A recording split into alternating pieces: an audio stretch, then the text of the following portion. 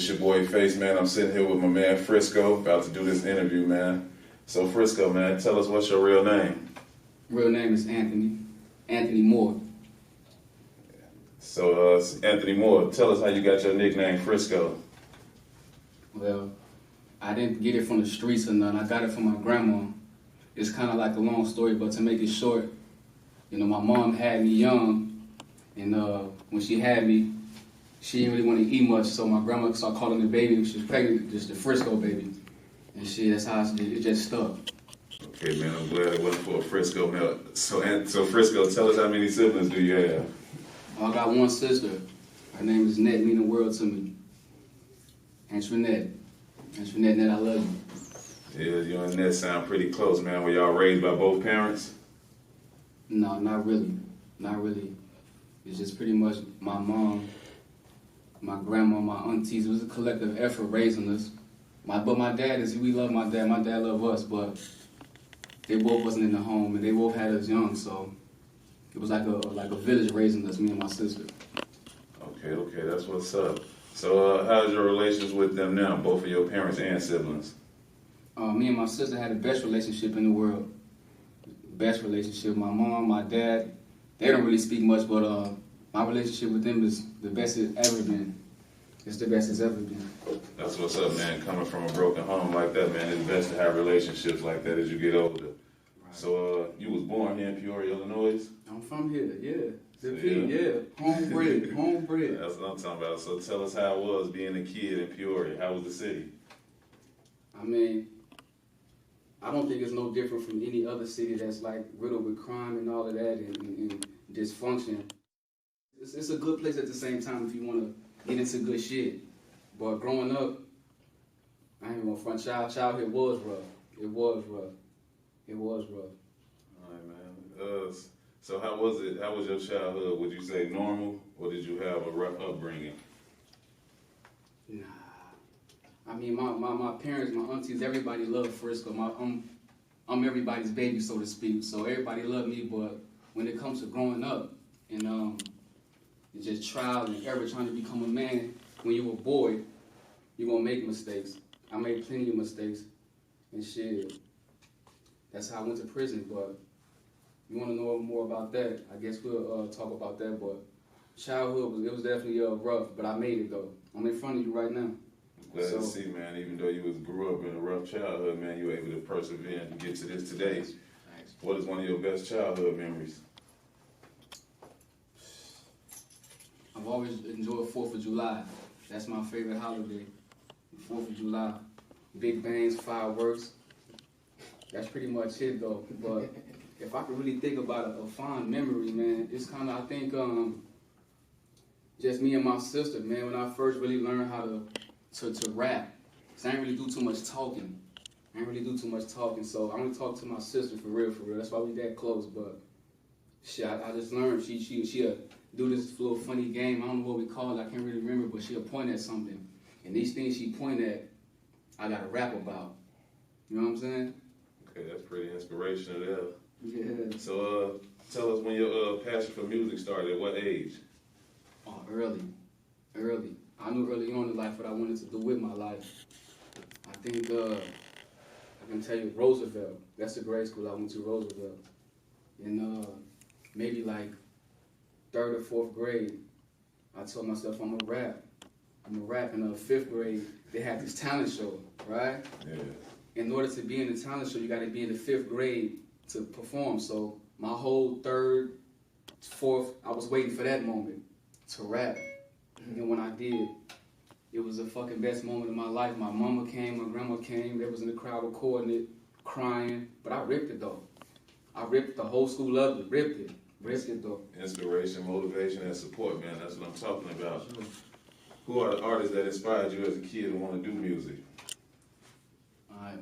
Motherfuckers probably don't know, but my family, they big on blues and storytelling music, so it really didn't start with rap per se. It was always fucking Sir Charles Jones, Betty White, you know, just old school shit that I really don't know much about. What my parents and my grandmother did, so I was always in love with music.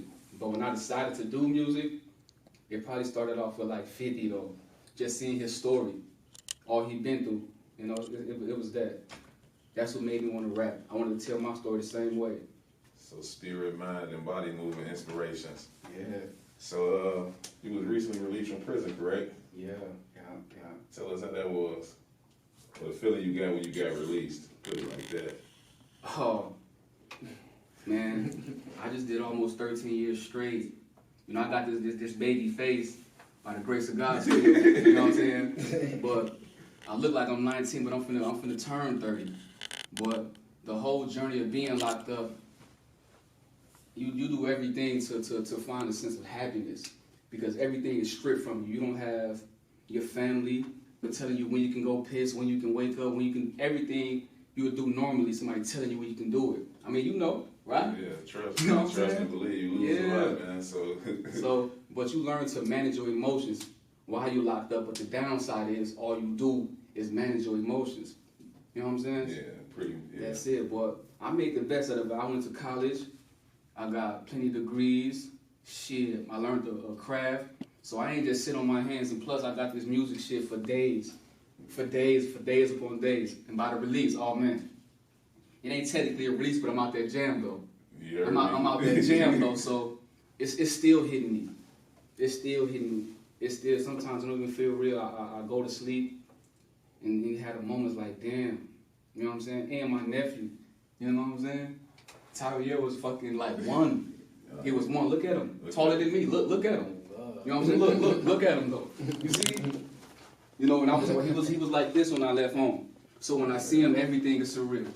It's surreal. So I'm still absorbing it, to be honest.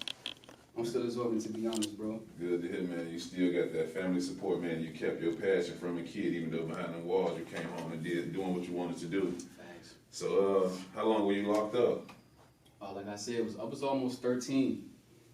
It was almost 13. This would have been my 13th year. So, a long motherfucking time. And by the way, any motherfucker spend one day in jail is too long. One motherfucking day in jail is too long. And you know, when I speak about, you know, motherfuckers think like, because you come up a certain way, you deserve what happens to you. That ain't how we all gonna grow as men into who we become or want to become. You don't get it right the first time. And I don't think, I do think prison is not the answer. That ain't the answer. You know, it's not at all. I mean, by the grace of God, it saved me from a lot of shit, but I just made the best of it. But everybody can't survive that. You gotta be strong. You gotta be strong. What the hell, no. So, no. Definitely 13 years and the age you said you was, man. Yeah. You definitely deserved a second chance, man, in life. For sure. So, for sure. What were the circumstances that led you up to your lockup? Oh, okay. Well, for those who don't know, this rap shit just didn't start overnight. You know, I can confess now, because it's a new day and age. I did a lot of ugly things in my past, but nothing that violated who I am as a man. You know how the street shit go. You cross me, I gotta clip your wings. Yeah. You know what I'm saying? And try to make ends meet and find your way. So, but I evolved into music though, taking it serious. And when I decided to take it serious, I did my first show in St. Louis, right? And then we did one in Arkansas. And so performing, it really took me out of the streets. But I didn't have that money to keep supporting that. So shit, when shit got rough, I kind of went back to what I knew I was good at. Even though, make no mistake, this rap shit was after me. But drugs, I fell back into that path and shit. Prison. Safe to say this music been in your blood, man, because you stuck with it, even through going through what you was going through. Yeah. Man, tell me about your time being locked up.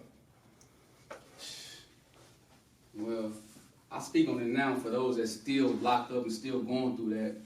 You know, I think I was telling you earlier, man, you do everything to smile, to be okay. And to be honest, it's a lot of times you're not okay. You know what I'm saying? True. Motherfuckers got this thing about what like mental health is not a real thing. It's a real thing. I felt depression, anxiety, all of those emotions. So I don't want to downplay like I was just all good the whole time. You know what I'm saying? I wasn't good the whole time, but by the grace of God, I made it though. I made it though. It wasn't easy, but I made it. I'm glad you're able to speak on mental health, man, and let the people know, man, that men do go through the same mental health struggles, man. And you persevered and you got here. Same thing. So, did you have any fights while you was in there? Oh yeah, I did. Surely we talk about that. It's a movement called Humble Pride that supports mental health. So those that don't know, get in tune with that. And shout out to them. But yeah, I had fights. When I first got locked up, it took me a long time to fucking figure it out to stay out of trouble. That's all I did, to be honest. You know, but when you young and come into a situation like, cause I was a kid though, amongst grown men. You know what I'm saying? Can you imagine my nephew just walking up in that motherfucker full of grown men? Cause I was littler than him, a fucking 110 pounds. But motherfuckers know how I move, though, so don't play with me. But when you got that mind state, like somebody always trying you to play with you, always gonna find yourself in some shit.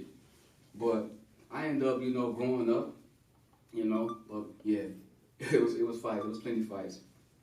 Yeah, it sounds as though you handled yourself pretty well, man. Tell us one crazy story you've seen while you was away. I got, look, my first day making it to prison, I'm in receiving, and the guy I'm in the cell with, we ended up going to the same room, but upon going to the room that we assigned to go in to live in, our cell, the motherfucker that left the cell had just got stabbed up. Blood on the floor. Oh, what the fuck is this? But in that moment, I knew like shit is real. I knew shit was real already, but when you see something like that, what was I, 19?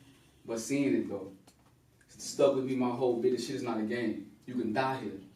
You can die here. You can die. So it definitely woke me the fuck up. Like, man, so I gotta move different, be different. For real.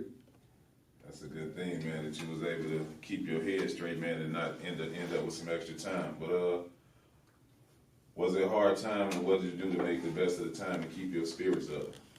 Oh, for sure hard time. I tell you, one fucking day in jail is too many.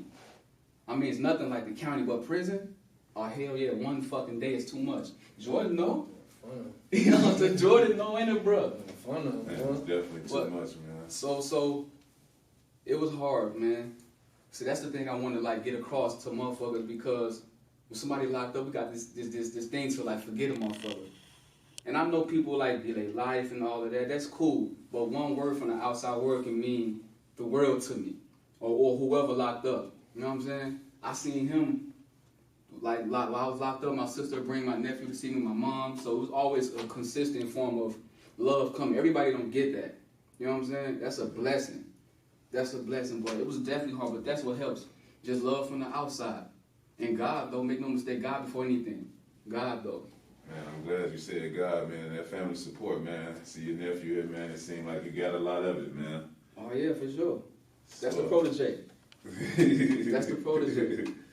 Man, Hardbody Sco, tell us, man, what was the best advice you got from an old timer or a lifer since while you was away? I think the best one of advice is not to lose yourself. You know what I'm saying? Not to lose yourself. And when he like told me that, by the way, his name is CB. Shout out my boy CB. Not to lose yourself, man. I really didn't understand it at the time, but don't lose sight of who you are amongst what's going on with you, because when you locked up, you never know who the fuck you dealing with. He might kill the motherfucker. He might stole a fucking bike. He's a serial bike stealer. You know, I don't know what the fuck, but you never know who you're dealing with. You know what I'm saying? So amongst all of it, everybody got this thing to say about this to say about this. But at the end of the day, I'm Frisco. I'm gonna do what the fuck I do. I'm gonna move how I move. So not letting somebody else views on life dictate how you view yourself and what you want out of your life. Because I stuck with it. Look at this shit. You know what I'm saying? This Hardbody, it's been this way since motherfucking 2004. Big is big. Big Hardbody originated Big. on my soul. So I stuck with it and I stayed true to me. And I ain't never broke no code. Let me speak on that, bro. You know, motherfucker got this was what real is. God is real, man. Loyalty is real. Honesty is real. All that other shit ain't about nothing. You know what I'm saying? Yes, sir. That's what we want to talk about, that. Being real. Man, I'm glad you was able to stay positive, man, and stay true to yourself, man, and understand who Frisco Hardbody Sco was, or should I say is. Yeah. It's a movement. What was something you learned that will help you from never going back? I mean, that's a profound question, man. But I know I ain't going no back no jail. It's motherfuckers counting on me. You know what I'm saying? Like this guy here, he loves on Frisco. So I can say about what I want to do not to go back to jail. By the way, I don't. I'm not. But it ain't just me though. I got a mama, a sister, nieces, a nephew, a whole fucking family that love me. This just ain't about me. So mistakes I make in life ain't just Frisco based. If I fuck up, everybody like, damn. You know what I'm saying? God forbid something has to do what you think he gonna think.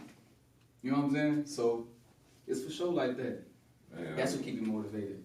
I'm glad, man, because a lot of people don't get that, man, when you get locked up, man, that it's more to you than getting hurt. Your family getting hurt, man. At your age, man, you're very intellectual and understand a lot about life, man. That's my boy. Yeah. And tell me about the ladies. I heard the ladies. Well, let's go. Oh, well. Oh, shit. Man, I guess. Go ahead and talk your shit, kid.